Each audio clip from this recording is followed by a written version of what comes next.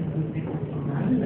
Aujourd'hui, il accueille une conférence dans le cadre de la commémoration des 208 ans de la disparition de son Altesse Jean-Jacques Ier, Jean-Jacques Dessalines. Alors, le thème de ce matin, le dessalinisme et ses principes d'application, et deux conférenciers et un modérateur. Le modérateur, M. Denis Dormélis, que je remercie au nom de la Bibliothèque nationale, au nom de d'avoir voulu modérer le débat. M. Pierre Buteau, historien, professeur à l'université, ancien ministre de l'Éducation nationale, et Lionel Bouillot est écrivain, professeur également à l'Université d'État d'Haïti, et c'est M. Cornelius qui va donner le ton au débat, donc je lui laisse le privilège d'introduire et de cadrer, et je vous souhaite à tous de passer un très bon moment et d'apprendre de nouvelles choses sur Jacques Ier, sur Jean-Jacques Dessalines. Merci beaucoup, à tout à l'heure.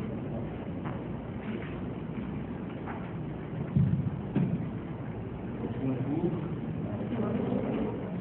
Je suis très content de constater que la conférence de la vie de Angèle, c'est donc une thématique qui va aborder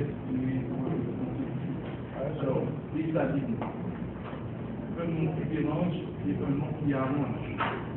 En fondant l'État d'Haïti par la proclamation du 29 novembre 1903, Dessalines est considéré comme l'un des pères de la patrie. Tout sociologue averti dira que ce titre que les conseils en historiographie traditionnelle écrit dans le cadre du collectif de la mémoire dont elle va définir les contours et les enjeux. Dessalines a la même place dans le panthéon national que les autres généraux qui ont conduit l'armée indigène à la victoire. C'est une grande question. Revendique que la proclamation du 29 novembre 1803 porte les parades de Dessalines, Clairvaux et de Christophe. Quand célèbre-t-on Christophe et Clairvaux en Haïti? L'élève, j'ai appris que les quatre pères de la patrie sont Dessalines, Christophe, Pétion et Toussaint Louverture.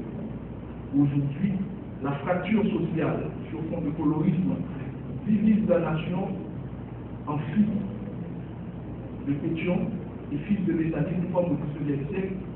Certains partageaient la société haïtienne en jaune et en noir. Au fond, si Dessalines est question de son guerre, les ascendants biologiques des Noirs et des Blancs en Haïti, il reste à étudier le fond de la contradiction. Où sont passés les fils de Toussaint et de Christophe? Quel mystère se cache derrière cette identification politique? Aujourd'hui, la Bibliothèque nationale accueille deux étudiants de nationalité qui vont réfléchir avec nous sur ce qu'on pourrait appeler une théologie dessalinienne. Il s'agit de M. Pierre Buteau, historien économique, qui est membre de la Société haïtienne d'histoire, de géographie et de géologie, et M. Lionel Bouillot, écrivain confirmé de la francophonie. Chacun nous dira ce qu'il retient de Dessalines de ses points de vue politiques, économiques et sociaux. Qu'est-ce qui accroche la société haïtienne à la mémoire de ce personnage qui fut le premier chef d'État d'Haïti? Pourquoi commémorer la mort de Dessalines plutôt que ses plus importants faits d'armes? Est-ce une manière d'exprimer une souffrance sociale? Alors là, c'est un questionnement qui va nous servir de problématique pour lancer ce débat. Je vous souhaite déjà une bonne audition tout en espérant que les différentes interventions vont alimenter un excellent débat. Monsieur Pierre Buteau, vous avez la parole. Merci, bonjour. Merci, mes amis. Très heureux de partager ce matin avec vous. Et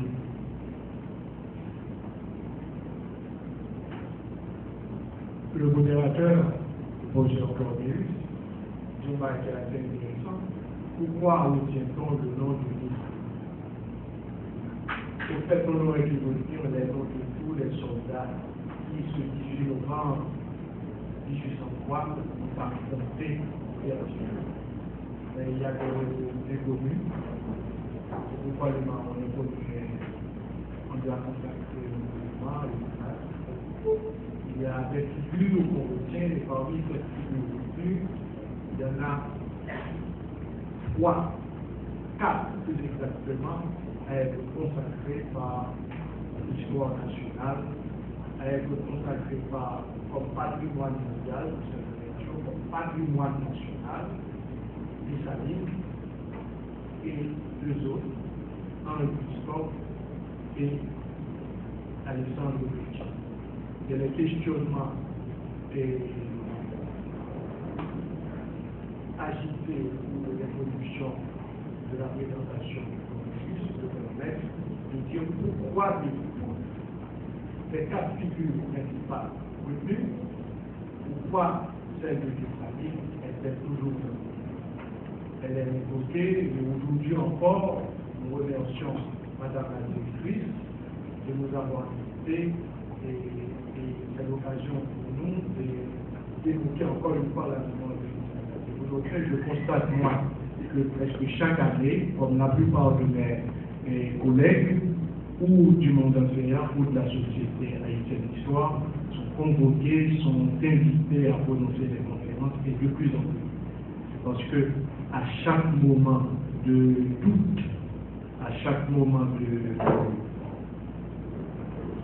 sentiment de frustration devant ce qu'on qualifie assez vite d'échec national, toujours le nom de Dessalines est invoqué et de quoi c'est fini. Très vite, par rapport à ces cas de figure, pourquoi c'est Dessalines? D'abord, son ancrage dans le système colonial. Cet ancrage dans le système colonial, de toutes les 4 figures, il a été le seul à être resté esclave et à s'affranchir de l'esclavage par la Révolution, ce qui n'était pas le cas des 3. Christophe a été affranchi et pratiquement depuis sa naissance, dès son arrivée à Saint-Domingue, il était considéré comme un affranchi. Pétion, les privilèges de l'impôt, les privilèges aussi de l'extraction sociale. Son père était un colon blanc et sa mère une garde-robe. Pétion est né affranchi, libre. Toussaint Louverture est devenu affranchi à l'âge de 30 ans, tandis que Dessalines par la force des armes. C'est le premier point. Le deuxième point, c'est que c'est vrai que Dessalines est un disciple au niveau de la formation militaire de Toussaint Louverture. C'est encore vrai, c'est un disciple de Toussaint Louverture par la formation politique et par ce qu'on appelle une certaine expérience au niveau de l'administration. Mais et il était tout aussi guerrier que Dessalines, ce mentor. Mais il se trouve que les plus grandes batailles, les plus illustres qui nous ont conduits à cette apothéose de 1804 ont été conduits par Dessalines, et il a été aussi le responsable direct, le commandant en chef de l'armée fédération. Et Dessalines reste aussi dans les cœurs de tous les Haïtiens, et pas que les Haïtiens, de tous les peuples qui ont subi l'esclavage et le colonialisme ce 1er janvier 1805 sur la base des colonies. Il n'y a pas de plus belle image, il n'y a pas de plus belle évocation pour la première fois après plus de 4 siècles d'exploitation coloniale esclavagiste et aussi de discours racistes imposés, comme tout discours raciste, un nègre, un homme, un colonisé, un esclave, sur la place d'armes des Gonaïves, dit au monde, dit aussi à toute la société haïtienne, notre humanité. On était libre et invitait les autres peuples du monde à faire ça. Voici pourquoi Dessalines est resté. Il y a un autre encore aspect lequel on est eu, c'est notre premier chef d'État, mais le point sur lequel je vais m'étendre, et c'est le moment de vais intervenir. Dessalines a été de tous nos chefs d'État le dernier à proposer un projet de société inscrit dans une doctrine, le dessalinisme. Alors vous me direz, le dessalinisme est une œuvre de pensée, dans la mesure où c'est une doctrine, en effet c'est une doctrine. Mais c'est d'abord un assemblage d'éléments de bonnes intentions pour créer un collectif haïtien. À ce niveau, cet assemblage de bonnes intentions ne fait pas du dessalinisme une œuvre de pensée, c'est-à-dire une construction idéologique à la manière des intellectuels. Mais il peut bien, ce dessalinisme stalinisme, une doctrine par son inscription dans une écriture. Et cette écriture, c'est d'abord les lois et actes du gouvernement de Dessalines, parce que Dessalines, comme tout homme de pouvoir, était entouré de conseillers et d'une camarade de jeunes intellectuels et qui allait produire à la lumière des préoccupations du maître, Dessalines, une littérature radicale, mais une littérature concentrée sur un point fondamental. Les petits peuples ont droit à l'autodétermination. Dessalines a été le premier chef d'État éloigné de l'espace occidental à avoir produit un discours qui invite un corps social justement à distinguer des sociétés occidentales et traditionnelles, à développer un projet de collectif social, un projet où toute la communauté haïtienne serait libre. Et alors à partir de ce moment, le dessalinisme, c'est avant tout un projet de déconnexion. C'est-à-dire comment se détacher de l'emprise politique, culturelle aussi, radiale de l'Occident, des puissances occidentales, et comment ouvre avec l'esclavage, le racisme, le colonialisme, c'est déjà fait à partir de janvier 1804, mais c'est encore et surtout produire un discours invitant le corps social à un projet de développement totalement libre, déconnecté de l'emprise de l'économie internationale, ou du moins d'aborder cette économie internationale en toute autonomie. Et c'est là le socle principal de cette œuvre que je qualifie pompeusement d'œuvre de pensée.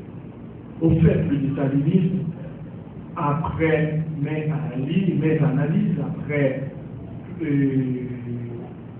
pas mal de considérations, plus tard, post-Dessalines, tout le monde reconnaît, c'est un projet qui a un aspect, si l'on veut, national. Et on peut même parler aussi du nationalisme des Haïtiens. Le nationalisme, c'est davantage un discours. Et c'est ce discours qui va essayer de s'implanter. Et aussi, il faut le dire, Dessalines est incontournable. Et d'abord, un hymne national, c'est la première fois dans l'histoire d'une nation, et ça arrivera par rapport aux autres, mais ils n'ont pas été aussi marqués par un corps. Dessalines, le corps de Dessalines habite le corps social haïtien. L'hymne national, la dessalinienne, c'est en 1904 que cette hymne a été pour la première fois chantée et qui deviendra hymne national, paradoxalement sous l'occupation américaine, sous le gouvernement de Sud. Le dessalinisme, c'est le rendez-vous annuel autour de la mort de Dessalines ou de sa naissance, mais j'hésite à parler de sa naissance parce que l'esclave n'a pas un right d'état civil. On ne peut que supporter autour de sa naissance. Alors, des quatre pères fondateurs, Toussaint le précurseur, Christophe le bâtisseur et Thion le parrain et mécaniste, seul ce dernier a donc un parcours jusqu'à la Révolution qui fait de lui ce qu'il est aujourd'hui et ce qu'il est dans notre temps. Dessalines a été livré à un discours à partir du travail de mémoire, mais il y a deux types aussi d'appréhension de personnel historique ou de corps social. C'est par la mémoire. La mémoire, c'est quand le vivant se saisit du mort, le vif s'empare du mort, mais encore aussi, oui, on peut avoir l'érudition, mais on se saisit aussi de ce mort, de ce cadavre, de cette mort, on se saisit de cette mort, pas aussi l'érudition, mais une érudition inscrite dans le travail de mémoire. Mais ici, il ne s'agit pas essentiellement du travail de mémoire, les gens qui sont autour de la table, c'est des gens qui sont inscrits et qui s'efforcent de s'inscrire dans l'Assemblée en permanence dans un discours construit. Alors, je reprendrai ma parole sur Dessalines en m'inspirant de Tocqueville. Tocqueville disait, je parle d'histoire, je ne la raconte pas. Je parle de Dessalines, mais je ne raconte pas Dessalines. J'essaie de comprendre et je m'arrête à sa vision. Et je dirai pourquoi cette vision n'a pas puisse s'implanter pleinement, même si l'esprit de Dessalines nous habite fort. Et pour longtemps, j'espère, ce qui permet à ce pays de vivre et de survivre.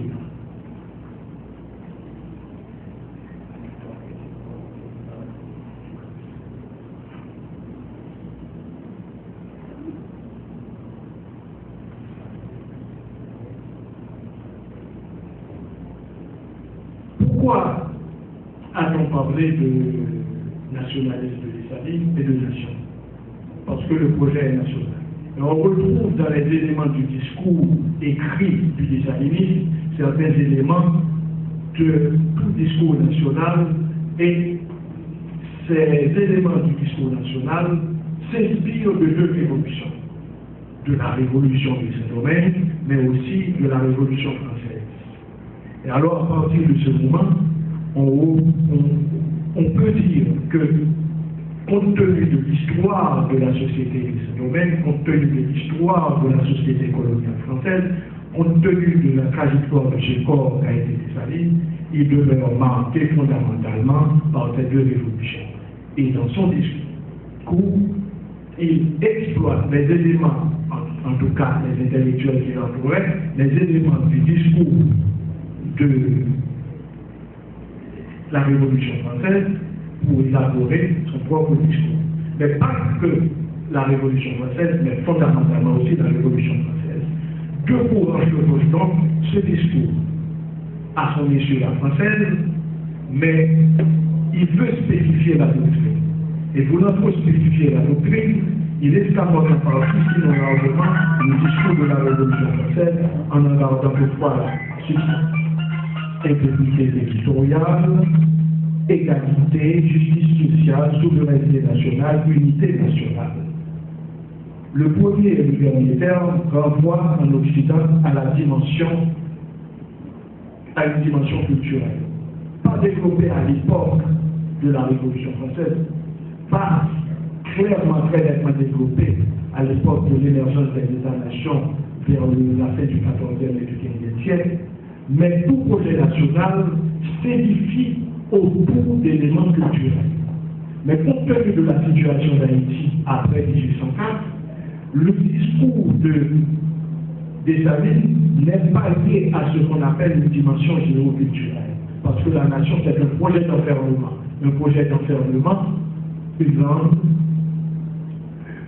une manière de vivre, spécifique à une communauté, et ce qui induit une identité distincte d'une autre identité. C'est un nous contre un eux. C'est un eux à l'encontre de nous. Alors, à partir de ce moment, contrairement à la Révolution française, contrairement à l'expérience des nations occidentales, le désalinisme va évoluer et non pas établir un discours, si vous voulez, géoculturel, mais plutôt géoracial. Et à partir de ce moment, ce discours géoracial, Dessalines, dans son discours, spécifie le caractère racial d'Haïti. Et c'est cette spécificité raciale qui détermine Haïti par rapport aux autres. L'article 14 des Pères déclarant noirs tous les Haïtiens, dans ce qu'on appelle la déclaration préliminaire des actes de l'histoire. Au fait, cette influence occidentale conduit à un format républicain, un format juridico-politique, démocratique, mais en voie de démocratisation, ou limite un format de monarchie constitutionnelle.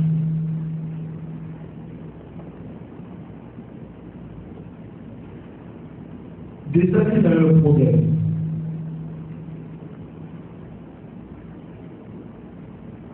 Et le problème qui arrive à Dessalines, c'est ce problème qui est arrivé à Napoléon et que le philosophe italien Ferrari a essayé de cerner. Il est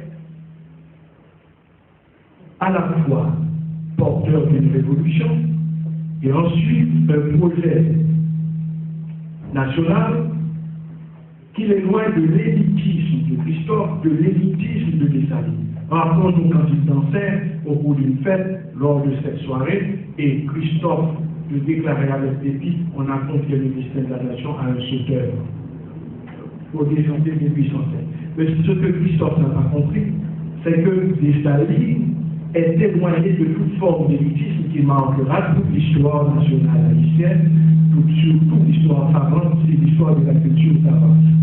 Alors, Dessalines veut la nation, une nation républicaine, et cette nation républicaine, l'article 12 déclare qu'il y a la liberté des cultes. Aucune religion n'est supérieure à une autre, ne doit être dominée ne doit dominer une autre. Mais alors, lui se proclame empereur, mais s'interdit toute noblesse aristocratique et, contrairement à Christophe, ne montre pas une cour aristocratique. Alors, à partir de ce moment, il y a des problèmes qui se posent, je vais faire vite, c'est que le désalinisme va avoir des problèmes dans cette procédure. Il veut créer la nation, mais il ne recourt pas aux modalités habituelles de la production nationale. Et ensuite, il veut établir une république libre et unie, mais Dessalines a des problèmes, c'est qu'il ne veut pas établir une république, une aristocratie héréditaire. Il fait une monarchie, mais en même temps, c'est une république. À lire les lois et actes, il y a un ensemble d'éléments qui sont des éléments à caractère fondamentalement républicain. Mais en même temps, il est un empereur. Alors à partir de ce moment, est-ce une monarchie constitutionnelle? Est-ce une république entièrement? Dessalines a essayé de construire une nation, de produire une nation par l'économique, davantage par l'économique que par le politique. La structure politique n'était pas tout à fait, on ne pouvait pas demander ça à Dessalines à l'époque, démocratique. Vous voyez bien ce que je vous dis? Conformément au projet national. Mais on ne pouvait pas faire. Alors Firmin, je cite un texte de Firmin que je trouve, c'est pas le meilleur texte de Firmin, et ça aborde du préjugé de prévention. Il dit dans son texte, Roosevelt et la République d'Haïti, il fait de Jacques Monnier de plébéien. Je ne sais pas ce que signifie sous sa plume ce terme de plébéien. Est-ce que ce terme se présente comme une métaphore, conforme à ses préjugés individuels, et peut-être sa vanité vis-à-vis des pères fondateurs, ou des préjugés de son temps? Mais je partage ce point de vue, en lui donnant un contour prétentieusement plus technique. Le désalinisme de sa construction et de ses usages reste un discours plébéien, mais c'est un empire plébéien, une distorsion liée à la trop forte présence du corps de Dessalines dans le montage de son discours juridico-politique. Il est un monarque, mais refuse d'admettre ce statut. C'est-à-dire que la couronne qui a coiffé pendant près de plus de 10 ans la tête de Christophe, n'avait pas de contradiction avec l'organisation juridico-politique de Christophe. Dessalines Toussaint Louverture aurait pu prétendre à cette couronne, il n'y aurait pas eu de problème. Mais la couronne de Dessalines n'était pas portée avec beaucoup d'aisance par Dessalines. Et c'est pourquoi on relève cette contradiction. Il y a un empereur, il n'y a pas de cour. Il y a un empereur et il n'y a pas ce qu'on appelle des transmissions héréditaires du pouvoir. Alors, je crois que cette dimension plébéienne, c'est que Dessalines a un premier problème, c'est que dans l'implantation de son discours, il se heurte à un premier problème qu'on va développer au cours du débat. La révolution haïtienne, elle est anti-esclavagiste, elle est anticoloniale, mais elle est aussi anti-raciale. Elle a une dimension, je m'adresse à des élèves de philo, ontologique. Et cette dimension ontologique, c'est que fondamentalement, la révolution haïtienne a reconstruit l'être de Saint-Domingue. L'haïtien qui est né en 1889 reconstruit.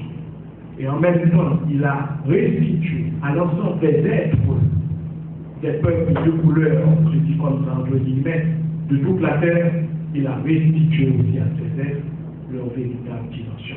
C'est pourquoi la révolution est ontologique. Mais Dessalines ne peut pas, dans son projet, connecter la relation difficile que l'Occident a tenté avec beaucoup de subterfuges d'opérer. Il ne peut pas établir le lien entre individu et collectif. Le corps de Dessalines est trop présent dans la structure, dans la plateforme juridico-politique. Vous voyez bien, l'empereur admet les citoyens, mais l'empereur ici, c'est lui qui fait les lois, c'est lui qui signe la paix, c'est lui qui décide de la guerre. Vous voyez bien, au fait, c'est le problème de tout projet de modernisation. Dessalines a une vision moderne de l'économie, une vision moderne du social pour le structurer, mais la relation individu-collectif est difficile à s'établir dans l'application, dans les modes d'application du projet Dessalines. Il y a un autre aussi, une autre capacité. Dessalines a une vision étatiste du pouvoir. Et comme tout projet de dévolution, pour organiser l'économie, pour mettre tout le monde au travail, il faut que l'État intervienne. C'est pourquoi, en débordant un peu certaines considérations, certaines personnalités, certains historiens ont déclaré que Dessalines était un socialiste. Pas du tout. Dans la mesure où, dans les codes, dans la déclaration préliminaire, la propriété, le droit de propriété est établi et respecté. Ensuite, les déterminants sociaux qui portent la couche sociale autour de Dessalines. Et Dessalines lui-même interdit à Dessalines de résoudre le problème fondamental de la distribution des terres. Il a tenté de le faire. Et puis, au fait, dernier point qu'il a empêché plus exactement d'être marqué de manière rigoureuse le Dessalines. À l'époque où Dessalines établit le projet national, tous les États-nations et Dessalines inscrit son projet national à travers son écriture dans cette modalité, c'est la centralisation. Pour mettre les Haïtiens au travail et pour construire une société libre par rapport à l'autre. Alors à partir de ce moment, Dessalines ne peut pas diriger le pays compte tenu de l'organisation militaro-politique qui commence à se développer, que lui-même consacre et qui causera sa perte. Et finalement, comme pour Christophe, comme pour Toussaint Louverture, la question fondamentale qui porte toute l'humanité aujourd'hui et qui surtout porte Haïti, même dans l'incompréhension la plus totale, la notion de liberté. Dessalines avait une notion de liberté qui était incomprise des masses. Et il ne pouvait pas, tout comme Christophe, tout comme Dessalines et tout comme Toussaint Louverture, articuler cette notion à une autre forme de liberté qui est fondamentale pour la mission d'aujourd'hui, la liberté intellectuelle. Je vous remercie. Merci M. Berbuto. Et juste avant de passer la parole à M. Lionel Bouillot, j'aimerais simplement dire qu'il existe actuellement une polémique autour de la naissance de Dessalines. Est-ce qu'il est effectivement né quand l'histoire nationale, quand les historiens, alors à la date que les historiens d'Haïti prétendent, par exemple, il y a des gens qui disent, il y a des historiens, par exemple, un livre qui est sorti en 1919 présente Dessalines comme un islam qui a pris naissance au Congo. On présente beaucoup d'auteurs du 19e siècle présentent Dessalines comme quelqu'un d'islam pour ça, c'est-à-dire qui n'a pas pris naissance en Haïti. Il y en a qui disent que Dessalines est né à la Côte d'Or. Et on ne connaît rien, absolument rien de ses parents, c'est-à-dire de son père et de sa mère.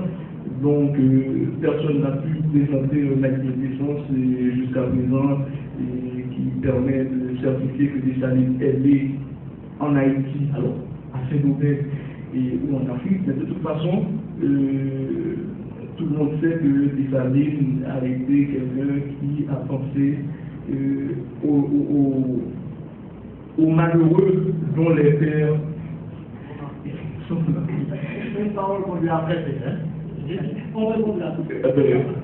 Et puis, bon, la deuxième chose que j'aimerais dire avant de passer la parole à M. Couillon, c'est, je me demande toujours est-ce que les salines avaient l'intention de devenir empereur. Parce que l'idée est venue à partir du moment où il apprend que le premier consul Napoléon a l'idée de se faire couronner empereur de France. Et il disait que lui également il est l'égal de Napoléon. Donc, du coup, il a fait planifier rapidement son couronnement. Je crois que c'est Pétion qui a tout planifié à Port-au-Prince. Donc il a été couronné à Port-au-Prince et en octobre et en décembre, c'est-à-dire 3 mois plus tard, et Napoléon a été sacré empereur en France. Donc M. Couillon, la filiation.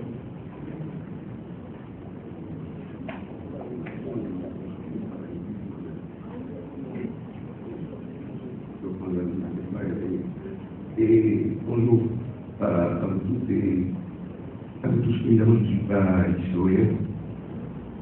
Et je pense que l'histoire est une chose trop sérieuse pour l'abandonner aux historiens. Tout l'intérêt du passé, c'est ce que nous allons en faire. Le passé est un territoire de lutte idéologique, de lutte politique. C'est un territoire de formation de sens du présent et de l'avenir à partir du trafic et du bien du trafic. Ce que nous faisons est de historique, dans la mesure où il n'y a pas d'histoire exactement fidèle à, il n'y a pas de récit historique exactement fidèle à la réalité des faits. La reconstitution est toujours un art, elle est toujours une refabrication, la transformation de l'ensemble de matériaux auxquels on va prétendre donner une cohérence. Cette cohérence que l'on donne est toujours en dernière instance une cohérence non pas fondée sur les faits, mais une cohérence fondée sur les propositions sociales qui animent notre discours, parfois même à notre insu.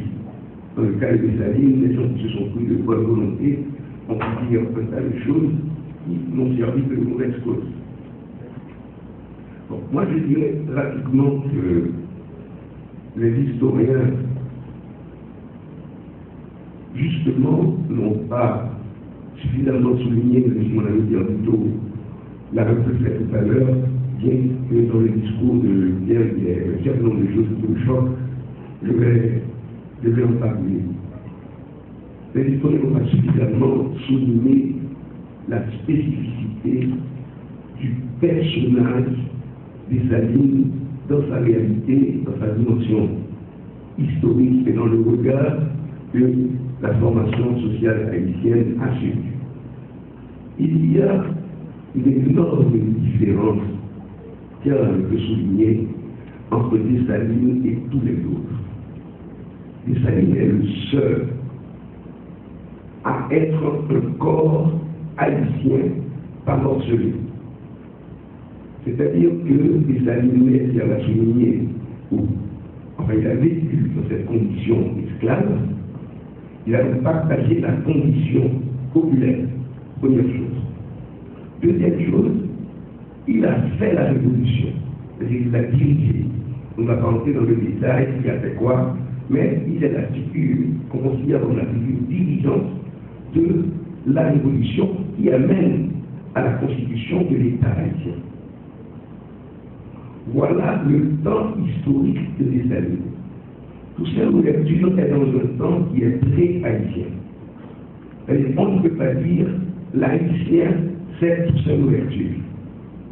Dans la mesure où Toussaint, pour les historiens étaient très bienveillants envers lui, ils ont dit que c'était des histoires de stratégie, que finalement il arriverait à la demande de l'indépendance. C'est pas ce qu'on a vu, c'est ce que les historiens s'acharnent à dire aux élèves parce que c'est intéressant qu'on ne perd de personne. On le fait de tous les héros de l'indépendance, mais même personne. Il faut les mettre à égalité pour constituer un vaste panthéon, ce qui est une calamité parce que ça nous interdit de penser justement les spécificités et les vraies contradictions. Donc, si on dit haïtien, qui croit à la naissance de l'État haïtien, qui haïtien, c'est lui-même, c'est des amis, de l'autre, on problème avec eux. Christophe, avec Pétion, nous représentons des formes de régionalisme, et puis nous tuons haïtien. Nous tuons haïtien. Nous sommes capables de prendre l'analogie assez bizarre, soit c'est un symbole de la révolution socialiste par la guérilla, ou pas que Castro qui est cubain, qu'on a d'accord avec, ou pas d'accord avec, sur notre côté, ou après Guevara, parce que Guevara a un crime historique sous l'autre. Alors que vous capable de dire que des mecs qui commettent la révolution qui cassent son pays dans le pouvoir, ils ont un crime historique, ils ont voté les années dans un crime historique, ils ont voté. Ça le fait dans l'histoire, il est esclave, même si on a esclave, il conduit une révolution, et puis il tue. C'est là qu'on prend des accords avec certains. Ouais, dans le discours de Pierre tout à l'heure, parce qu'on écoute Pierre parler, c'est comme l'impression que les années étaient suicidés. Parce que Pierre, tu as beaucoup parlé de l'incapacité de déjeuner de faire ceci, l'incapacité de faire cela, mais ça ne s'est pas suicidé. Cette incapacité est fondée aussi historiquement par une résistance qui est venue de ses partenaires de lutte, mais qui s'était aussi transformée en oligarque. Alors la question qu'il faut poser, est-ce que les oligarchies naissantes, leur intérêt était compatible avec ce projet au moins, je dirais, d'équité, qui était celui de l'État. Et ça, on a peur de le souligner. Et ça, il dans une campagne, il y a des gens qui tuent parce qu'on va la faire, on va les représenter, qui va correspondre à l'intérêt. On y a qui intérêt, qui différencie entre intérêt avec la l'humanité représentée. Ça, c'est le premier élément fondamental, soit si on cherche à la naissance de l'État haïtien. Une figure qui représente l'haïtien, qui a parlé de l'omniprésence du corps de l'État, qui est vrai. Et d'ailleurs, Dessalines montrait son corps. Ce qui se faisait dans l'historien, on dit comme des détails, il a dit à Dessalines de montrer son corps, qui était corps d'esclave, pour appeler les autres invités dans la guerre de l'indépendance. C'est quand même extrêmement important aussi qu'ils ne soient pas montrés. Sans vouloir dire au humain, ce n'est pas un jugement sur les autres qui s'appellent pas non plus. De l'ouverture, il était mort, voilà quelqu'un qui s'est suicidé historiquement. Ça, c'est un autre débat. Alors que Dessalines, son corps même, est à la fois la preuve de l'esclavage et la preuve de la révolution. Et en plus, son corps est sacrifié à une sorte de consortium, une sorte de nébuleuse, il faudra un jour peut-être oser identifier. Donc c'est le corps de l'esclave. C'est le corps de l'esclave triomphant par la révolution, et c'est le corps de l'esclave ayant triomphé par la révolution, assassiné par les oligarques. Donc dans la mémoire populaire, il est tout à fait normal que les Salines s'inscrivent autrement que les autres. Pour moi, c'est un premier élément. Et ce premier élément va alimenter l'autre élément, la récupération de Dessalines dans le discours populaire.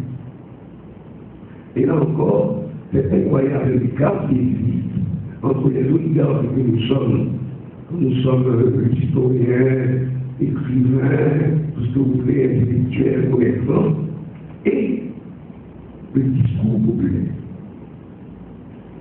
Il y a deux figures majeures, je crois, qui sont entrées dans l'imaginaire populaire, peut-être pas, dans l'imaginaire populaire comme figure de la résistance, comme figure de l'incapacité de se réconcilier avec la domination blanche ou extérieure, McDonald's, mouvement de la défaite. Par exemple, non, Pérat, on est déjà dans cette tradition-là. Dans cette tradition-là. Mais je parle des figures à la naissance, je dirais, de l'imaginaire haïtien. Alors, Macandal, on sait comment le personnage de Macandal est venu à s'intégrer dans tout un univers à la fois du vaudou, je dirais, religion et univers de société secrète, ce qui n'est pas exactement la même chose. On voit comment le mouvement est omniprésent. D'ailleurs, vous voyez que quand il y a des tentatives de résurrection, je dirais, du populaire sur la scène artistique, la figure de mouvement est omniprésente. La troisième, c'est celle de Jacques Dessalines qui est en train de nous parler. Beaucoup de gens nous disent pas quitter les questions mondiales. Beaucoup de gens nous disent pas quitter tout ce monde. Nous n'avons que loin, il nous pas quitter Dessalines mondiales. Donc cette présence de Dessalines dans l'imaginaire populaire est quelque chose de fondamental pour dire qu'il y a une récupération de l'histoire qui est faite dans l'imaginaire populaire, qui n'est pas du tout en accord avec la récupération que nous, assis ici à cette table, faisons. Parce que Dessalines n'a pris la symbolique, Dessalines n'a pris dans le mémoire du monde. Dessalines, c'est peut-être seule vraie figure qui est un patrimoine collectif haïtien. Et c'est intéressant, très intéressant de voir comment justement, parce qu'il y a quelque chose qu'il ne faut pas oublier. Il ne faut pas oublier que la révolution haïtienne est impensable, inconcevable à l'époque où elle a lieu. C'est-à-dire que même pour les penseurs des Lumières, qu'est-ce que c'est que cette horde de sauvages qui font l'évolution, créons un État? Le fait était inacceptable à l'époque. Il est resté dans l'imaginaire occidental jusqu'à aujourd'hui. C'est-à-dire même les ambassades qui collaborent avec nous, même les institutions internationales qui collaborent avec nous, il y a un fond derrière leurs projets et leurs relations avec nous. Nous ne pouvons pas exister, c'est-à-dire la viabilité de l'État haïtien, de la nation haïtienne, sont des choses qui sont constamment remises en question. Il suffit de faire des rapports qui ont été publiés par moi et par la police. Il suffit d'entendre le discours de certains ambassadeurs aujourd'hui même. Il suffit de lire les chroniques de voyageurs ayant visité Haïti. Il y a les livres écrits par ceux qui ont participé à l'occupation américaine. Il y a les livres des explorateurs. Mon bagage est possible. Mais mon caractère des bagages est possible. Ça, c'est Jonathan Dessalines. On prend ce que Dessalines représente pour nous, nécessite aussi de voir comment Dessalines est inacceptable pour l'Occident chrétien blanc-catholique. J'ai lu récemment un ouvrage fait par un militaire, dans lequel un militaire américain, dans lequel il est écrit noir sur blanc, que Dessalines n'avait jamais de projet, de plan de bataille. Que son seul plan avait écrit noir sur blanc par John Houston Gray, dans un livre qui a pour titre très intéressant parlant d'Haïti, ça s'appelle Cannibal Cousins, le cousin cannibale. Et dans son livre, chrétien le militaire dit, Dessalines n'a jamais eu de plan de bataille, c'était un sauvage qui disait, il suffit de couper leur tête et de couper leur maison. Donc, il était dit, monsieur, qu'il n'y a pas de bataille. Il était dit, monsieur, quand on parle du code Napoléon, on fait que Napoléon cherche l'État, l'auteur du code. Mais on continue de dire que Dessalines était un inculte, qu'il ne savait pas écrire, qu'il ne savait pas lire, alors que tous les buts, toutes les lois, tous les actes du gouvernement de Dessalines est l'auteur devant l'histoire. Voilà qu'on le prive d'une compétence, on le prive d'une compétence militaire, on le prive d'une compétence intellectuelle et on le prive en fait d'une compétence organisationnelle. Les 100 étudiants compétents qu'on a discuté au roi. C'est un oui, Dessalines, on va le tester, mais pas qu'à réaliser parce qu'il n'a pas pris les moyens qu'il fallait. C'est ça qui compte travailler nous. Donc pour nous-mêmes, haïtiens, nos yeux pâles, nous ne pouvons pas cacher les Christophe. Nous ne pouvons pas cacher les questions. C'est pas que par contre, on va les porter dans l'islam. Qui ont créé nous ne pouvons pas cacher les Jacques Dessalines. Parce que le a refusé. Parce qu'ils ont refusé. C'est seul l'ombrage libéré. Parce que c'est lui-même qui a refusé avec nous. Parce que si on dit tout ce qui a été dans la vie, notre avenir dans l'Afrique, si on dit Christophe c'est l'identité haïtienne, notre avenir, c'est un État qui nous dit voilà les modèles. Voilà les modèles, c'est une sorte de film focalisé par la voilà les hôtels là, si on les hôtels. Si on dit cette question, c'est le libéralisme qui met les gens famille là. Son crème, nous capables. Nous capables cacher derrière. C'est tout ça qui s'est. Moi, ça m'agace profondément, je vais m'arrêter là.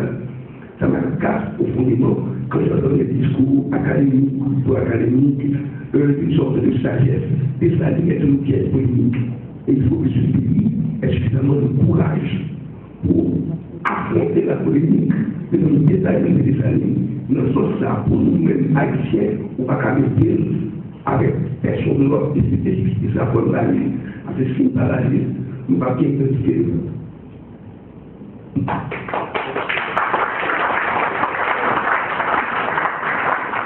Merci beaucoup, M. Touillot. Nous avons eu droit à deux bonnes interventions et je crois que M. Plutôt peut réagir par rapport à ce que vient de dire M. Ce qui m'a matin, c'est un bon verre. Un bon verre. Non, je ne peux pas parler. D'accord, d'abord, le premier point, ça concerne les interventions et les interrogations de Cornelius.